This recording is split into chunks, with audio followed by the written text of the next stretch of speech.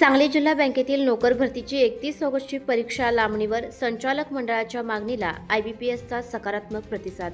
सांगली जिल्हा मध्यवर्ती बँकेच्या नोकर भरती संदर्भात राज्यातून फार मोठ्या संख्येने अर्ज आले। खास करून सांगली जिल्ह्यातनं 13,000 युवती आणि युवकांनी अर्ज केले आणि ज्यावेळेला परीक्षेचा सगळ्यांना मेसेज आला त्यावेळी लक्षात आलं की राज्यातल्या लांबच्या जिल्ह्यामध्ये सांगली जिल्ह्यातल्या लोकांचं परीक्षा केंद्र हे वेगवेगळ्या जिल्ह्यामध्ये गेलं।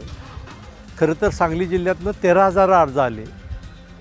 2,500 त्यातल्या लोकांना मुलांना सांगली जिल्हा मिळाला आणि 10,500 युवकांना हे जिल्ह्याच्या बाहेर लांबपर्यंत त्यांना जावं लागलं।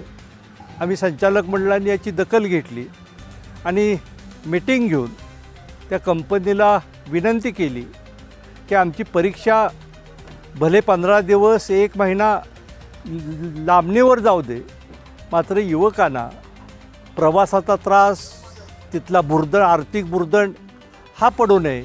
आणि खास करून 40% आमच्या भगिनींचे अर्ज आहेत, त्या भगिनींना एवढ्या लांबच्या जिल्ह्यामध्ये जाणं, 4 दिवस घालवणं आणि खर्च करणं हे परवडणार नव्हतं। आणि म्हणून आम्ही त्या कंपनीला विनंती केली, सगळ्या संचालकांनी मीटिंग घेतली आणि त्या कंपनीला मी लेखी कळवलं की भले आमची परीक्षा तुम्ही 1 महिना पुढं घ्या, मात्र आमच्या जिल्ह्यातल्या सगळ्या युवकांना, युवतींना या जिल्ह्यामध्ये किंवा आसपासच्या जिल्ह्यामध्ये तुम्ही सामावून घ्या। आणि अशा पद्धतीनं आता परीक्षा कॅन्सल झाल्या।